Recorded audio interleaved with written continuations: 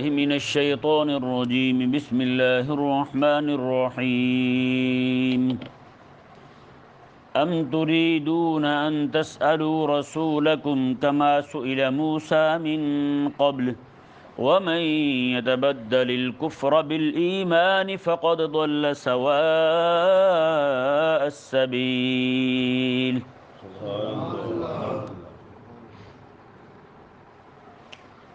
یہودی اہل اسلام کے مابین وسوسے ان کے دلوں میں ڈالتے تھے اور شوشے چھوڑتے تھے، مختلف قسم کے دین متین پر اشکالات پیش کرتے تھے۔ جیسے کل آپ کے سامنے بیان ہوا، اللہ تبارک و تعالی نے ان کے شبہات کو بیان کیا، اور ان کے شبہات جو نئے نئے مسلمان ہوتے تھے وہ سن کر کے وہ آقا علیہ السلام سے آ کر سوالات شروع کر دیتے تھے، یہ کیوں ہے تو وہ کیوں ہے، ایسا کیوں ہے تو ویسا کیوں ہے۔ تو بعض اوقات یہودی بھی آ کے آقا علیہ السلام سے سوالات کرتے اور فضول سوال کرتے تھے۔ اللہ تبارک و تعالی نے اس آیت مبارکہ کے اندر سختی کے ساتھ منع فرمایا، اور اس کا جو نقصان ہے اسے بیان فرمایا اللہ تبارک و تعالی نے۔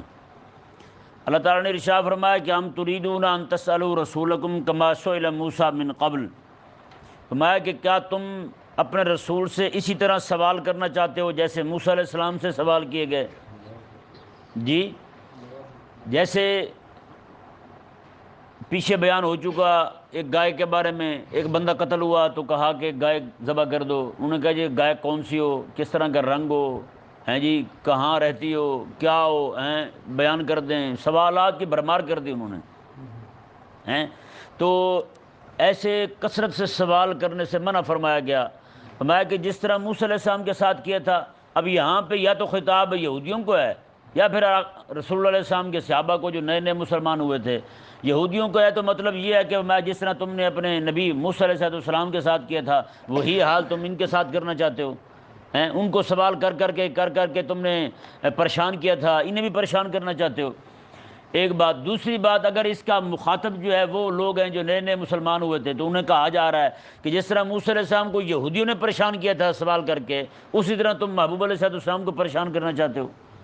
جی تو پھر کیا ہوا جی، کسی نے کوئی سوال کیا آقا علیہ السلام سے، کسی نے کوئی سوال کیا، وہ کھڑا ہو کہنے لگا جی میرا ابا کون ہے، یہ رسول اللہ علیہ السلام سے پوچھنے لگا، ہیں اللہ تبارک و تعالی نے اس سے بھی منع فرمایا کہ تم یہ بات بھی میرے حبیب سے نہ پوچھو۔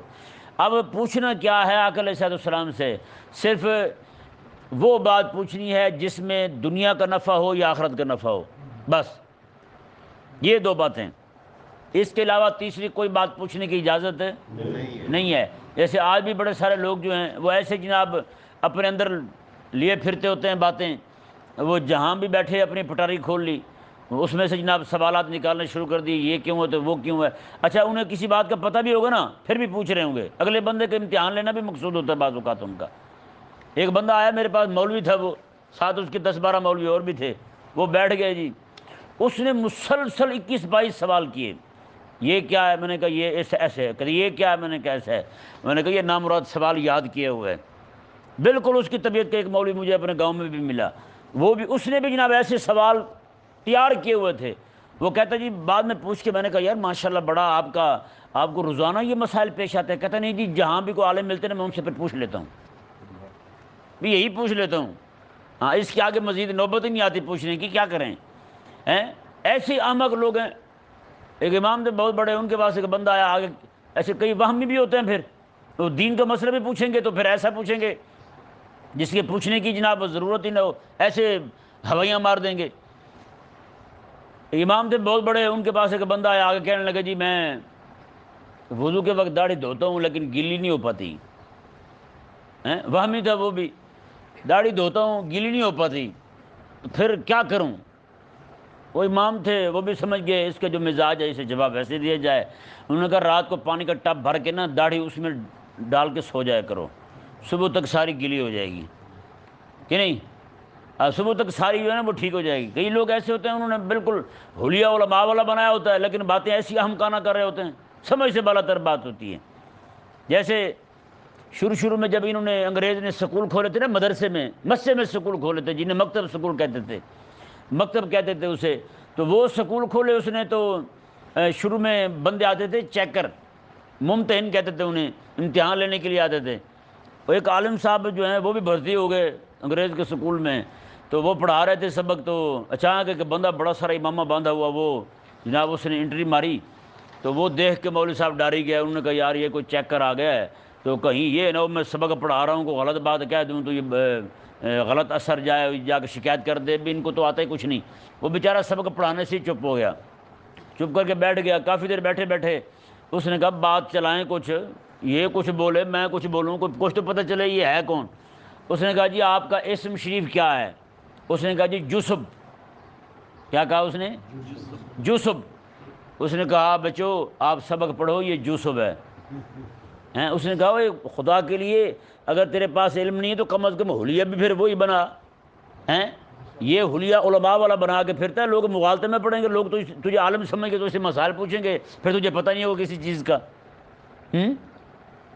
امام ابو حنیفہ رضی اللہ تعالیٰ سبق پڑھا رہے ہیں، پڑھاتے پڑھاتے آپ تھک گئے، ٹانگیں آپ نے لمبی کر دی، بیٹھے ہوئے ہیں. ایک بندہ آ گیا کہیں سے، بڑی وجاہت والا، علماء والا روب دبدبا اس کا، وہ آ گیا، آپ نے فوراً ٹانگیں اپنی سمیٹ لی، سیدھے ہو کے بیٹھ گئے.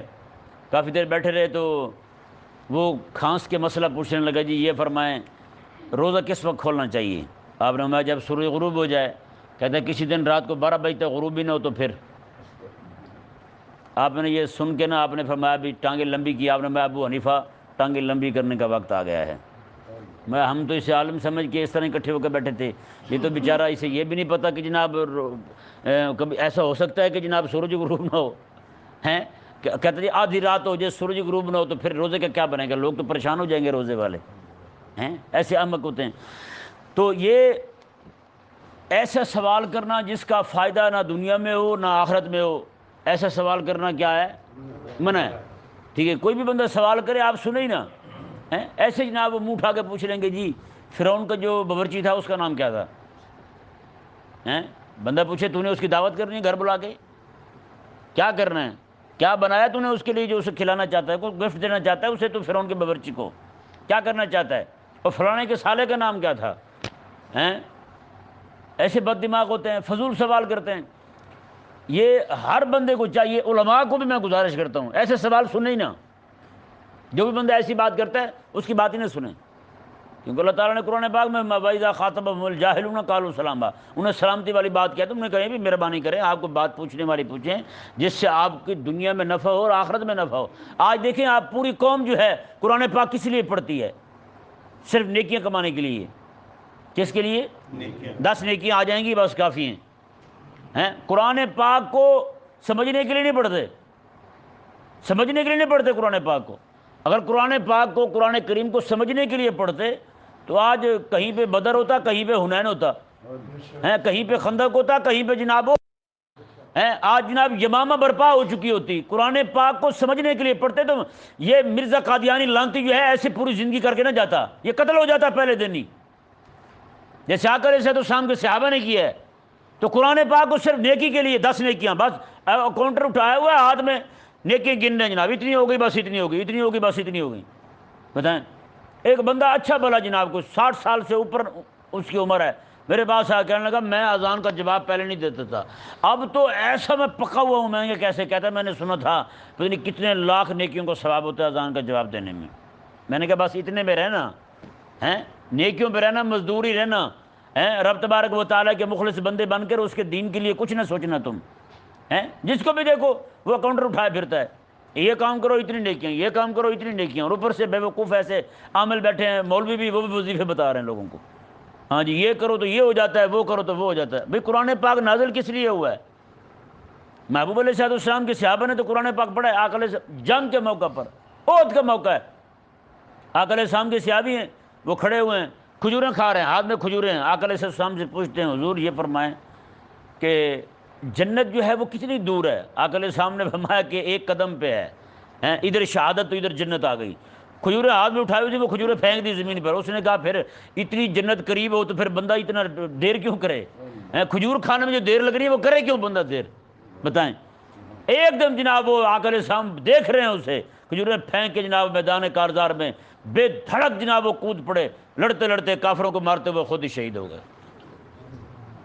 جنہوں نے قرآن کو سمجھا انہوں نے تو یوں سمجھا یار ہیں۔ آج یہی تو وجہ ہے کہ ہم حجروں میں بیٹھ کے جناب وہ گن رہے ہیں، بس ہر چیز شمار میں ہمارے، اس سے آگے بڑھ ہی نہیں رہے ہم۔ اللہ تبارک و تعالی نے ارشاد فرمایا، جی دیکھیں اب اس کی قباحت دیکھیں، فضول سوال کرنے کی اور دین اسلام کو مشکوک کرنے کی، دین اسلام میں شبہات ڈالنے کی مثال اللہ تبارک و تعالی نے جو وعید شدید بیان کی ہے، اس کا جو نقصان بیان کیا ہے، اس کی جو قباحت بیان کی ہے، یہ دیکھیں جی۔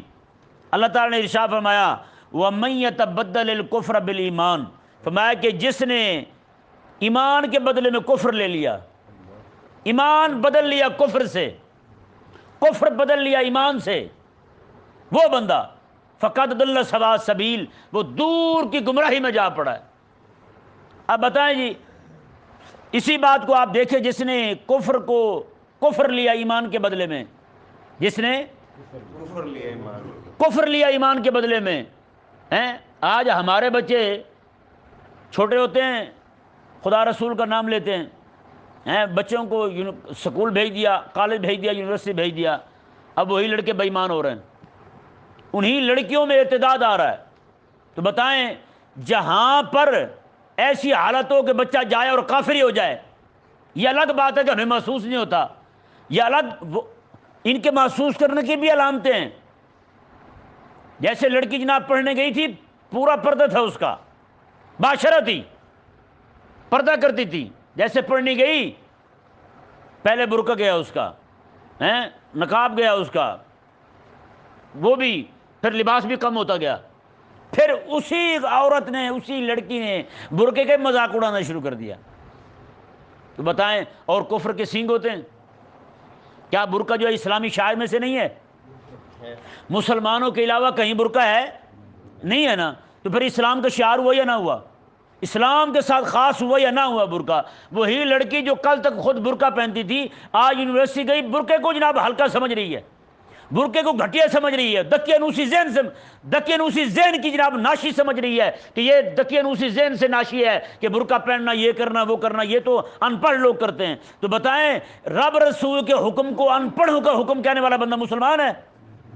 تو پھر اور کفر کیا ہوتا ہے بھائی بتائیں، اور کفر کیا ہوتا ہے؟ وَمَن يَتَبَدَّلِ الْكُفْرَ بِالْإِيمَانِ، یہی لوگ ہیں جنہوں نے کفر لے لیا ہے ایمان کے بدلے میں، ایمان دے دیا انہوں نے۔ صرف یہی نہیں، آج آپ ذرا اندازہ لگائیں، آج ہمارے حکمران اسرائیل سے جا کے ملاقاتیں کرتے پھرتے ہیں، اسرائیل کو تسلیم کرنے کی باتیں ہو رہی ہیں، اور یہ جو بیٹھا ہے اس وقت ذلیل اعظم، اس ذلیل نے اپنا پورا وفد بھیجا ہے، جا کے اسرائیلی صدر سے ملاقات کر کے آیا ہے، اور یہ ذلیل منہ سے نہیں بھونکے کہ ہم نے یہ حرکت کی ہے۔ جب کتا ہوتا ہے نا، کتا، اس کو صرف کھانے کی ہوتی ہے۔ کس کی ہوتی ہے؟ کھانے کی ہوتی ہے۔ کتے کو کسی چیز سے نہیں لگتا، لیکن کتوں میں بھی کتے غیرت والے ہوتے ہیں۔ ایک شہر کا کتا تھا نا جی، وہ جنگل چلا گیا، وہاں جا کے اس نے دیکھا تو جنگل کا کتا کمزور ہے، یہ شہر والا کتا موٹا تازہ پلا ہوا۔ اس نے کہا اوے تو کھاتا کیا ہے؟ اس نے کہا پراٹھے ہیں، دودھ پیتا ہوں، ایسی ایسی اس نے غذائیں بتائیں جو جناب بڑی، اس کی ریسیپی بھی بڑی کمال تھی۔ تو کتا کہ وہ جو جنگل والا کتا تھا، اس کے تو منہ سے رال ٹپکنے لگا۔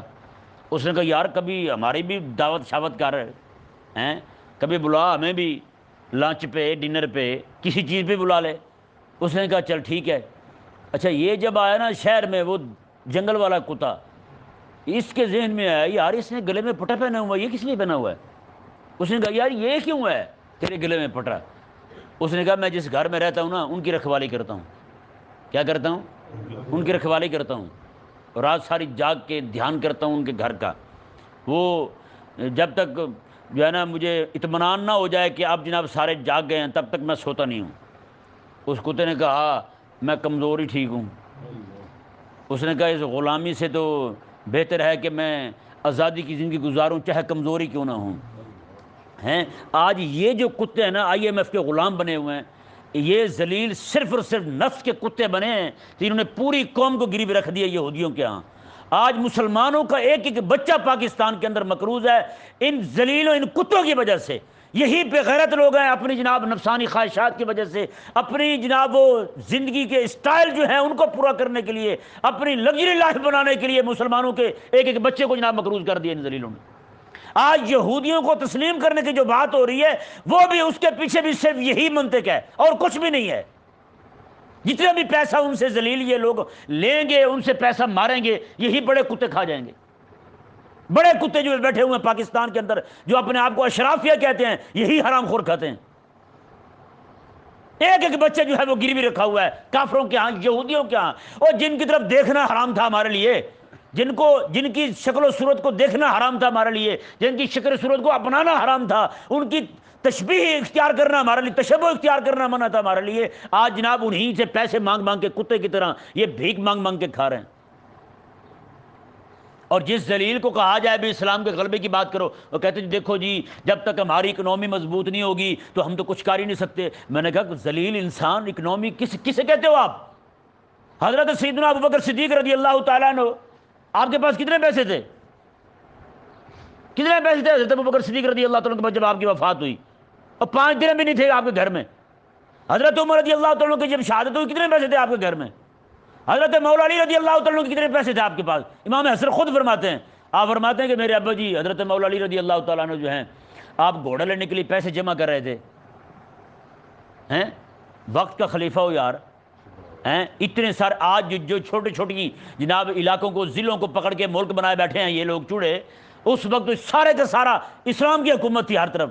مولا علی رضی اللہ تعالیٰ اتنا بڑا خلیفہ، اتنا بڑا حاکم ہو کے امام حسن فرماتے ہیں کہ گھوڑا لینے کے لیے پیسے جمع کر رہے تھے ہمارے ابا جی، وہ پیسے جمع نہیں ہوئے تو جب آپ کی شہادت ہوئی تو صرف 8 روپے جمع ہوئے تھے، گھوڑا بھی نہیں خرید سکے مولا علی رضی اللہ تعالیٰ عنہ۔ کہتے اکنومی مضبوط ہوگی تو ہم لڑیں گے۔ اور ذلیل انسان اکنومی نہیں ایمان مضبوط کر اپنا۔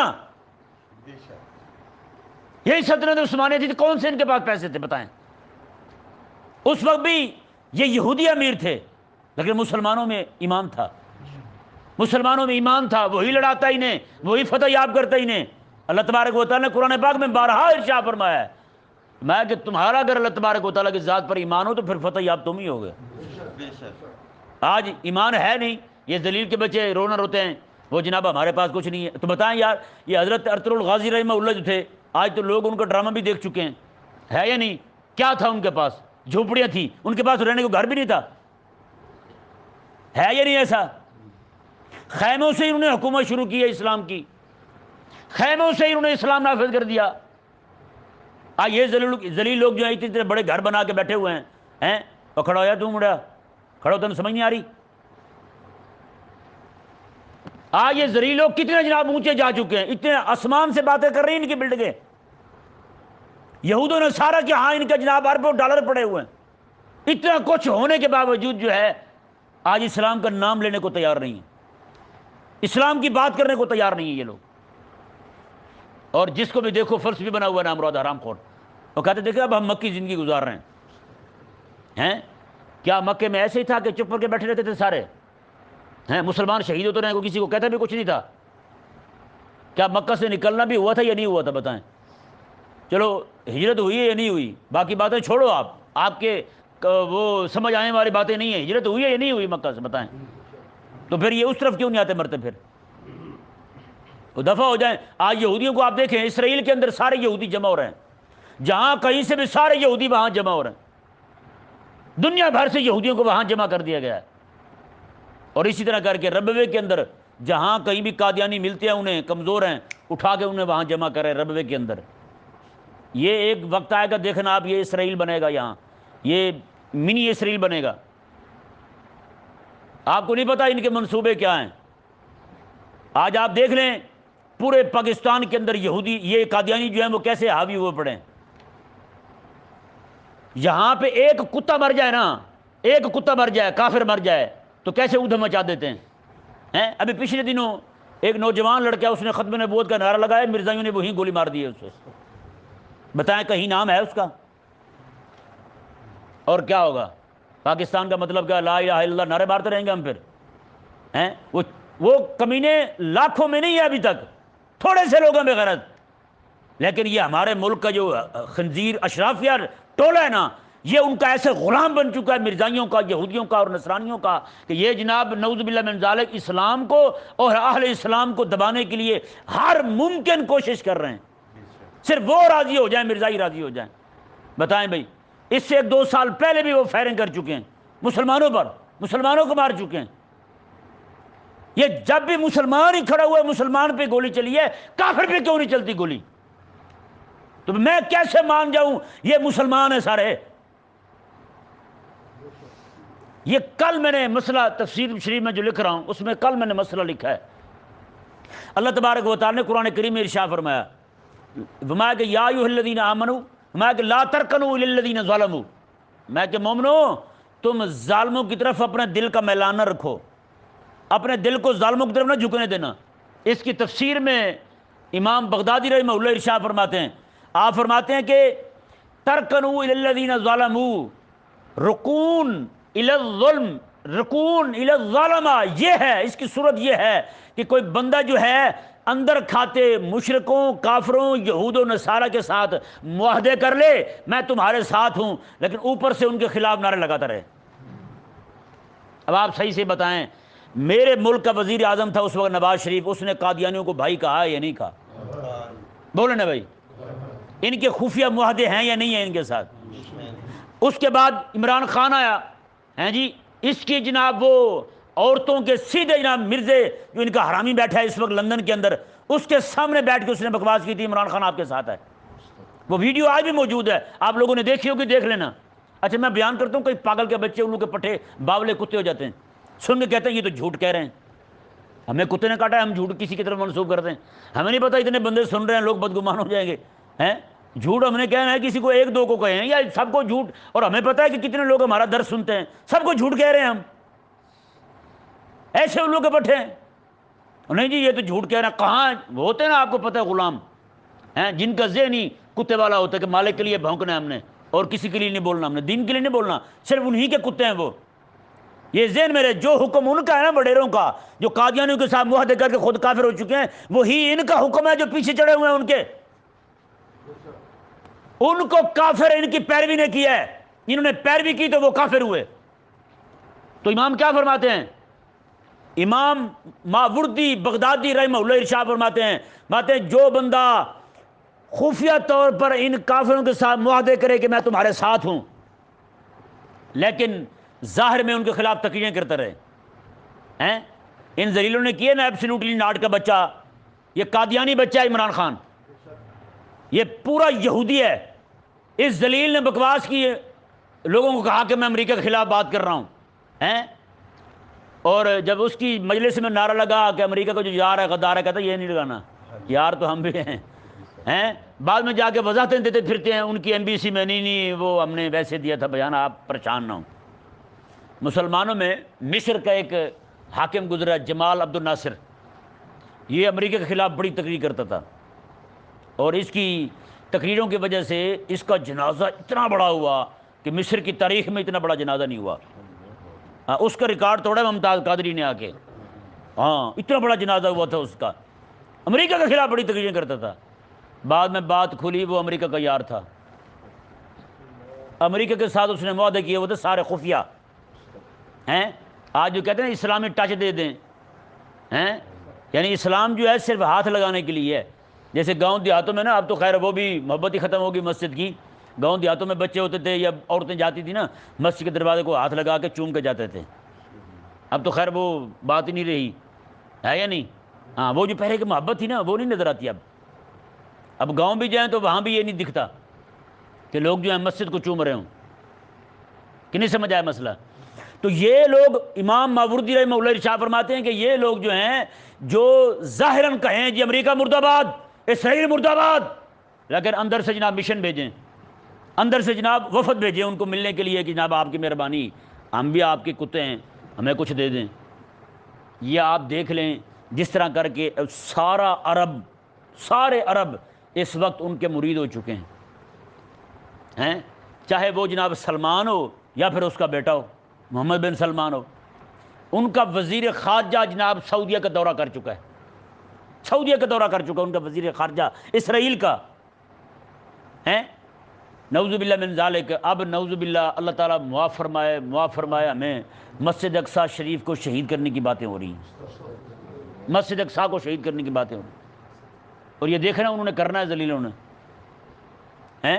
اور یہ پوری دنیا کے اندر ایک پاکستان تھا جو جناب پوری دنیا کے اندر ایک پاکستان تھا جس کے پاسپورٹ پہ لکھا ہوا تھا یہ جو پاسپورٹ ہے سوائے اسرائیل کے پوری دنیا میں جا سکتا ہے، ہندوستان جا سکتا تھا، برما جا سکتا تھا، ہیں جی ہر ملک میں جا سکتا تھا، میں اسرائیل نہیں جا سکتا۔ لیکن اب یہ بھی اس کا کلمہ پڑھ چکے ہیں، یہ بھی اسرائیل کا کلمہ پڑھ چکے ہیں۔ اب حکمران ہمارے، یہ شیطان خان کی حکومت آئی تھی تو کیسے جناب پارلیمنٹ میں کھڑے ہو کے کتیا بھونکی تھی، اس نے کہا تھا اسرائیل کو ماننے میں کیا گناہ ہے بھائی بتائیں۔ اب تو کوئی ملا لپاڑے بڑے بڑے پیٹ ہیں ان خنزیروں کے بھی، کتنا کھاؤ گے تم بھائی ہیں؟ ایسے اپنے پیٹ میں جہنم کی آگ بھر رہے ہو، کیا جواب دو گے تم رب تبارک و تعالیٰ کو؟ اب وہ بھی اسے تسلیم کرنے کی باتیں کر رہے ہیں، وہ بھی کہتے ہیں اسے تسلیم کرنے میں کیا بات ہے، ہماری دوزخ بھرنی چاہیے بس۔ یعنی آج آ کے خلاصہ یہی نکلتا ہے اسلام کا کوئی بھی نہیں رہا ہیں، اسلام کا نہ کوئی گھر رہا ہے اور نہ اس کا کوئی دیس رہا ہے اور نہ اسلام کا کوئی چاہنے والا رہا ہے۔ آج انڈیا کے اندر کتے تو کتیاں بھی بھونک رہی ہیں، کریمہ کا صلی اللہ علیہ وسلم کے نکاح پہ اعتراض کر رہی ہیں۔ جب ہمارے ملک کے اندر کتیاں اکٹھی ہو کے بھونکیں گی، رسول اللہ علیہ السلام کے نکاح پر اعتراض کریں گی، تو وہاں تو وہ پھر کافر ہیں۔ افسوس ہے اس بات پر کہ وہاں پہ جتنے بھی گدی نشین ہیں، جتنے مولوی پیر ہیں، ان سب کے منہ کے ساتھ کتے بندھے ہوئے ہیں، نہیں بولتا کوئی بھی نہیں بولتا۔ ہاں ان کے سامنے کھڑے ہو کو کہہ دے جسے معمولات اہل سنت کہتے ہیں، ان کے بارے میں کوئی بات کر دے تو ایسے پڑھیں گے جیسے بھوکے کتے پڑھتے ہیں۔ آئے اس کے بارے میں بات کر دی، اسی سے تو ہماری روٹی چلتی ہے۔ آج رسول اللہ علیہ السلام کے نکاح پہ اعتراض ہو، مولوی چپ ہے۔ رسول اللہ علیہ السلام کی عزت اور ناموس پہ حملہ ہو، مولوی چپ ہے۔ آپ یہاں پہ کھڑے ہو کے کہہ دیں جناب بابا فرید الدین رحمہ اللہ کا جو دربار پہ جو بہشتی دروازہ بنایا ہوا ہے وہاں سے گزرنا جو کوئی بندہ جنتی نہیں بنتا، دیکھیں نا پھر مولوی کیسے آپ کی لات کو پڑھتے ہیں۔ 1800 مولوی پیر اکٹھے ہو جائیں گے، انہیں پتہ ہے، مولویوں کو پتہ ہے اس سے ہمارے پیر کی روٹی وابستہ ہے، ہمارے پیر کی روٹی وابستہ ہے، اور پیر کو بھی پتہ میں تو مر جاؤں گا بھائی اگر مولوی کی بات میں لوگ آ گئے تو۔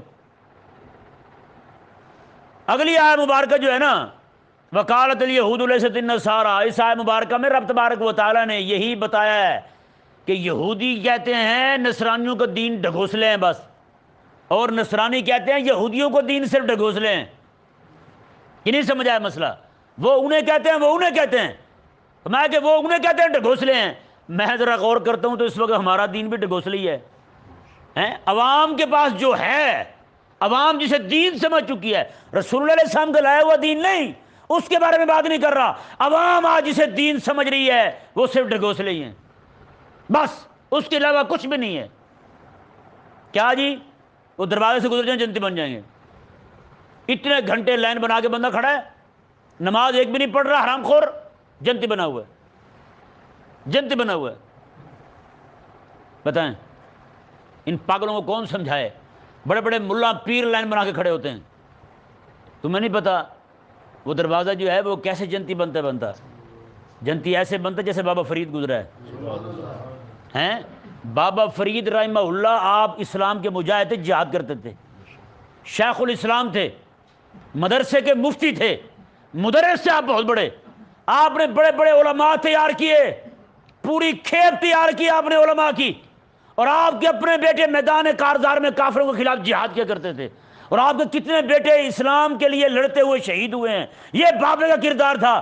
بابے نے کہا جو میری طرح گزرے گا وہ جنت جائے گا۔ آج ہم آؤ جو جنت کا دروازہ گزر کے ہیں، میں نے کہا جو جنتی ہوتا ہے نا وہ جنت میں جاتا ہے واپس نہیں آتا، تو جو آگے گزر آیا ہے تو یقین کر لے کچھ اور ہی ہے تو کہ نہیں، تیرے عمل میں تبدیلی نہیں آئی، کوئی بدلاؤ نہیں آیا، تو بتا پھر تو کھڑا کہاں ہے؟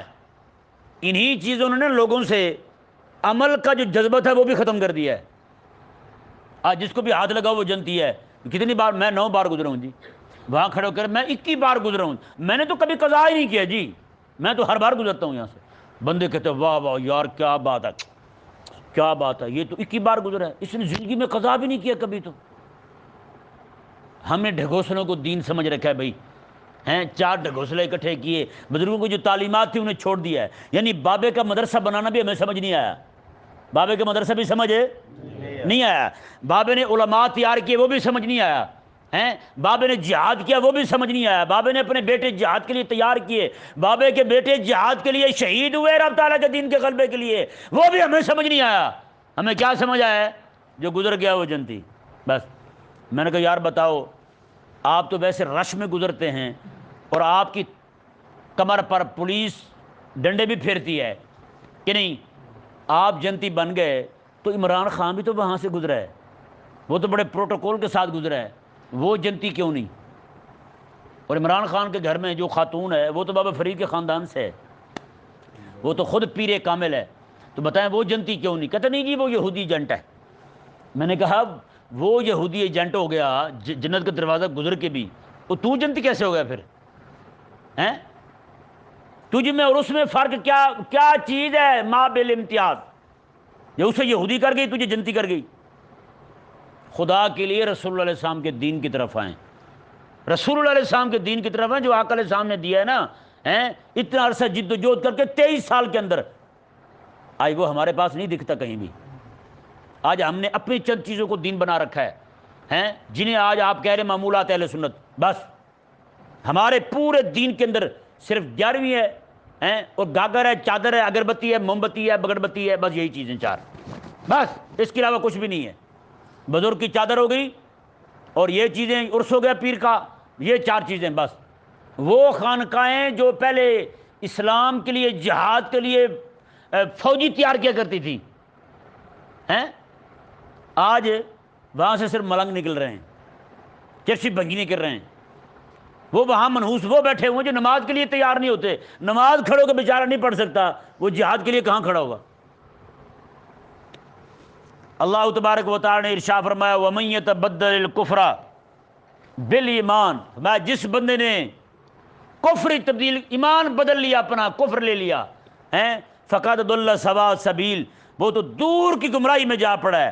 آگے دیکھیں جی کافروں کی خواہش کیا ہے، یہودیوں کی، عیسائیوں کی، مشرکوں کی، اور آج میں مسلمان ہو کے کیا کر رہا ہوں. اللہ تعالیٰ نے ارشاد فرمایا وَدَّ كَثِيرٌ مِّنْ أَهْلِ الْكِتَابِ لَوْ يَرُدُّونَكُم مِّن بَعْدِ ایمانکم کفارا. فرمایا کہ تم ایسے سوالات نہ کیا کرو، ایسے کاموں میں نہ پڑو. کیوں کہ اہل کتاب یہودی عیسائی تو چاہتے یہی ہیں کہ تمہیں ایمان لانے کے بعد کافر کر دیں، تمہیں کافر کر دیں. بتائیں بھی یہ مشن اس وقت ان کا چلا تھا، آج تک باقی ہے یا نہیں؟ یہ سکول یہودی نے، عیسائی نے اس لیے بنایا، نصرانی نے، کہ ان لوگوں کا ایمان بدلا جائے. آج وہ کامیاب ہو چکے ہیں، آج وہ کامیاب ہو چکے ہیں. آپ ان کے جتنے بھی تیار کردہ فیکٹری کے پرزے ہیں، کسی کے اندر دین کی محبت نہیں پائیں گے آپ. ہاں اس بندے میں ہوگی جو بیچارہ علماء کے پاس بیٹھتا ہوگا بس، ورنہ باقی سارے تقریباً ایمان کی محبت سے، اسلام کی محبت سے خالی ہیں. کسی کے دل میں اسلام کے غلبے کی تڑپ آپ کو نظر نہیں آئے گی. آج ان کا مشن دیکھیں کیسا ہے، آج تک ان کا مشن چل رہا ہے جو اس وقت رب تبارک و تعالی نے بتایا تھا. بتائیں بھائی حبیب کریم علیہ السلام نے کیسا غلبہ دیا اسلام کو، آج وہ بھی دکھائی دیتا ہے. تو پھر آج اس وقت جو اللہ تبارک و تعالی نے ان کی سازش بیان کی تھی، ان کی سازش آج بھی زور شور پہ چل رہی ہے، زور شور سے چل رہی ہے، پورے عروج پر ہے، پورے جوبن پر ہے. لیکن میرا جو اسلام اتنا غلبے میں آیا تھا، آج وہ کہاں ہے؟ کیا دنیا جہان کے کام صرف مجھے ہی ہیں؟ دنیا جہان کی مصروفیات صرف مجھے ہی لگی ہوئی ہیں بس، اور کچھ بھی نہیں ہے؟ رب تبارک و تعالی نے ارشاد فرمایا کہ آخر وہ تمہیں کافر کرنا کیوں چاہتے ہیں؟ حسدا من عند انفسہم، میں ان کے سینے تمہارے لیے حسد سے بھرے ہوئے ہیں، تمہارے لیے بغض ہے ان کے سینوں کے اندر. وہ کمینے یہ چاہتے ہیں کہ یہ نور اگر ہمیں میسر نہیں آیا تو یہ نور کیوں لے جائیں، وہ رحمت اگر ہمیں نہیں ملی تو یہ اس رحمت سے بہرہ کیوں ہو جائیں. اللہ تبارک و تعالی نے فرمایا من بعد ما تبین لهم الحق، میں یہودیوں کو بھی پتہ چل گیا یہ حق ہے، انہیں بھی پتہ چل گیا قرآن حق ہے، انہیں بھی پتہ چل گیا کہ امام الانبیاء علیہ السلام خاتم النبیین ہیں، لیکن اس کے باوجود ان ذلیلوں نے یہ حرکت کی کہ اسلام کے خلاف سازش کی، تمہیں کافر کرنا چاہتے ہیں. اللہ تعالیٰ نے ارشاد فرمایا، یہ شروع کی بات ہے، فاعفوا واصفحوا، فرمایا کہ تم انہیں معاف کر دو اور چھوڑ دو، انہیں معاف کر دو، درگزر کر دو. یہ جو ارتدادی تحریک چلا رہے ہیں نا، انہیں معاف کر دو، انہیں معاف کر دو. اس سے ثابت کیا ہوا کہ اس وقت معافی کا حکم تھا، آگے کیا ہے؟ آگے آگے حتیٰ یاتی اللہ بامرہ، یہاں تک کہ اللہ پھر اپنا حکم لائے، اللہ پھر اپنا حکم لائے۔ مسلمانوں کو مرتد کرنے کی کوشش کرنے والے بندہ اب معاف کر دو، اب چھوڑ دو، میں خود کہہ رہا ہوں تمہیں، لیکن حتیٰ یاتی اللہ بامرہ، یہاں تک کہ اللہ پھر اپنا حکم لائے۔ اللہ پھر اپنا حکم لایا نہیں لایا؟ جہاں کہیں پہ بھی کسی نے مسلمانوں کو مرتد کرنے کی کوشش کی، اہل اسلام نے پھر انہیں سزا دی ہے، اور ایسی سزا دی ہے کہ اس کی نسلوں نے یاد رکھا ہے۔ لیکن آج مسلمان ہی جب لوگوں کو مرتد کرنے کے لیے کوشش کر رہا ہو، مسلمان حکمران ہو کے مرتد کرنے کی کوشش کر رہا ہو، مسلمان ماسٹر، ٹیچر، پروفیسر، لیکچرار جو ہے وہ ان لوگوں کو کافر کرنے کی کوشش کر رہا ہو، تو پھر بتائیں کس کے سامنے جا کر روئیں؟ اللہ تبارک و تعالیٰ نے ارشاد فرمایا ان اللہ علی کل شیء قدیر، اللہ تبارک و تعالیٰ ہر چیز پر قادر ہے۔ اگر تم معاف کر دو گے تمہاری مدد کرے گا رب تبارک و تعالیٰ۔ پھر رب تبارک و تعالیٰ جب تمہیں جہاد کا حکم دے گا، ارتداد پھیلانے والوں کو قتل کرنے کا جب اللہ تبارک و تعالیٰ حکم دے گا، تو پھر تم قتل کرو گے تو اللہ تعالیٰ اس وقت تمہاری مدد کرنے پر بھی قادر ہے۔ اللہ تبارک و تعالیٰ سمجھنے کی توفیق عطا فرمائے۔